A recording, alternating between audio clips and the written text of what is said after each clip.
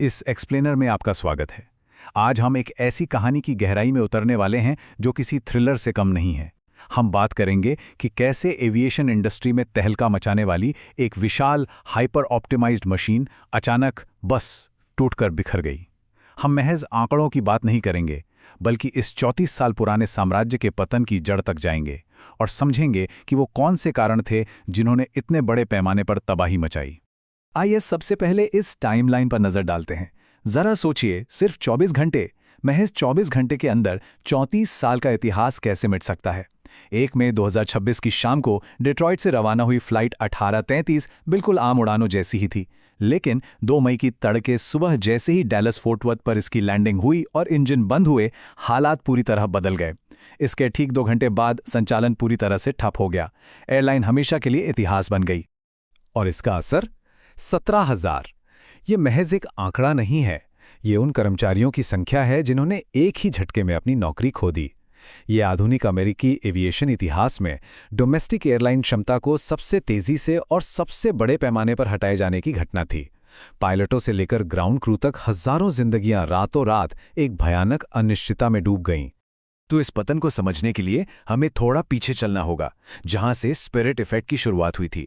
हमें देखना होगा कि कैसे पूर्व सीईओ बैन बांडोसा ने 2006 में एक ऐसा अल्ट्रा लो कॉस्ट मॉडल तैयार किया जिसने पूरे इंडस्ट्री के काम करने का तरीका ही बदल कर रख दिया था।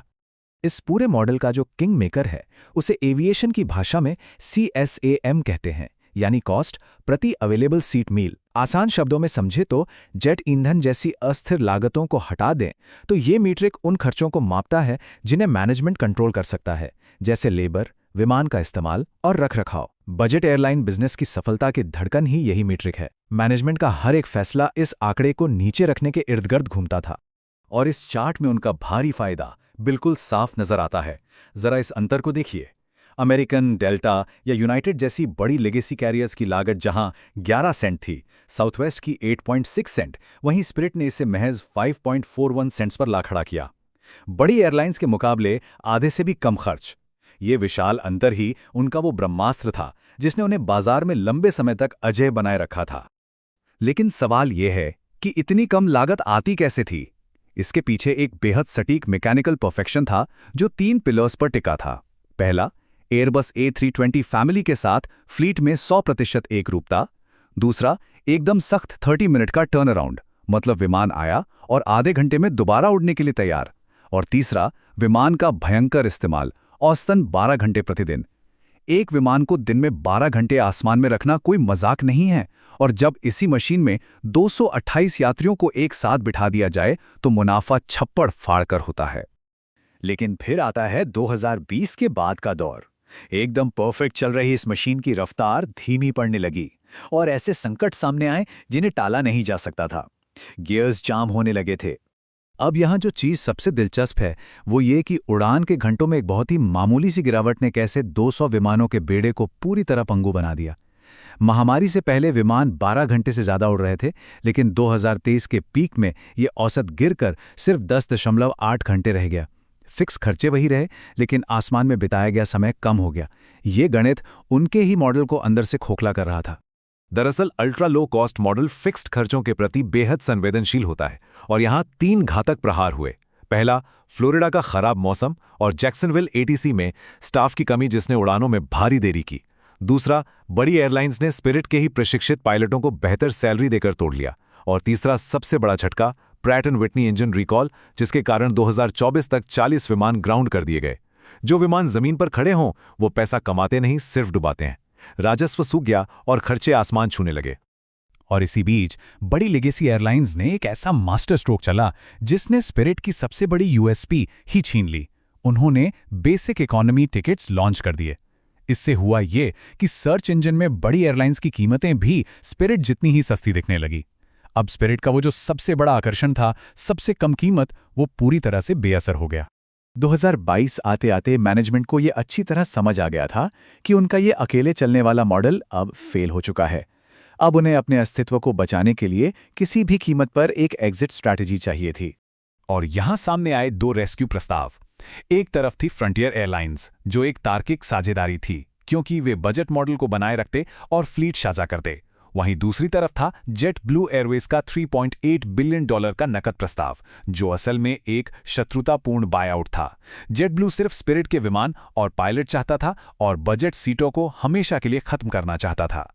लेकिन यहां एंट्री होती है न्याय विभाग यानी डीओजे की। उनका तर्क एकदम साफ था कि स्पिरिट को बाजार से हटाने से स्पिरिट इफेक्ट ही खत्म हो जाएगा, जो बाकी एयरलाइंस को कीमतें कम रखने पर मजबूर करता है। इसीलिए सरकार ने जेट ब्लू के मर्जर को रोकने के लिए मुकदमा कर दिया। जनवरी 2024 में जज ने नियामकों का साथ दिया और मर्जर ब्लॉक कर दिया गया। लेकिन जरा इस अजीब सी विडंबना को देखिए, नियामकों ने सस्ती सीटों को बचाने के लिए ही मर्जर रोका था, लेकिन इसी फैसले ने अनजाने में उन सस्ती सीटों का हमेशा के लिए खात्मा सुनिश्चित कर दिया। बिना किसी वित्तीय सहारे के एयरलाइन का ढांचा पूरी तरह से ढह गया, जिससे बचाने की कोशिश हुई वही खत्म हो गया। और इसके बाद जो हुआ वो एक अंतहीन ढलान थी। नवंबर 2024 में दिवालियापन के कारण फ्लीट छोटी हो गई, फिक्स्ड लागतें अब कम विमानों पर आ गिरीं, जिससे CASM यानी प्रति सीट खर्च तेजी से बढ़ गया। हताशा में उन्होंने अपने किरायों को बंडल करना शुरू कर दिया, जिससे बचे खुचे बजट यात्री भी भाग गए। और अंत में 2026 की शुरुआत में तेल की कीमतों के उछाल ने उनके सर्वाइवल को गणितीय रूप से असंभव बना दिया। हालात इतने बेकाबू हो चुके थे कि 3 मई 2026 को डोनाल्ड ट्रंप जैसे राजनेताओं को भी ये कहना पड़ा कि एक सरकारी बेलआउट से इनकार नहीं किया जा सकता। अंतिम क्षणों में सरकार के हस्तक्षेप की बात जरूर उठी, लेकिन मशीन अंदर से इतनी टूट चुकी थी कि कोई भी बचाव योजना जमीन पर उतरने से पहले ही संचालन पूरी तरह से ठप हो गया। तो अब हम कहाँ खड़े हैं? स्पिरिट के बिना एविएशन का भविष्य क्या है और रोजमर्रा के हवाई यात्रियों के लिए अब जमीनी हकीकत क्या होने वाली है? ये वो सवाल हैं जो सीधे तौर पर हमारे और आपके वॉलेट से जुड़े हैं। क्या इस पतन के बाद अन्य एयरलाइंस भी खतरे में हैं? और सबसे महत्वपूर्ण बात, अब हमारे किरायों का क्या होगा? स्पिरिट का जाना सिर्फ एक कंपनी का बंद होना नहीं है, ये पूरे बाजार के काम करने के तरीके को बदलने वाली घटना है। देखिए, जो दबाव टिकट की कीमतों को नीचे रखता था वो अब गायब हो चुका है। इसके परिणाम बहुत स्पष्ट हैं। बचे हुए विमान बेचे जा रहे हैं या दुनिया भर में कहीं और भेजे जा रहे हैं।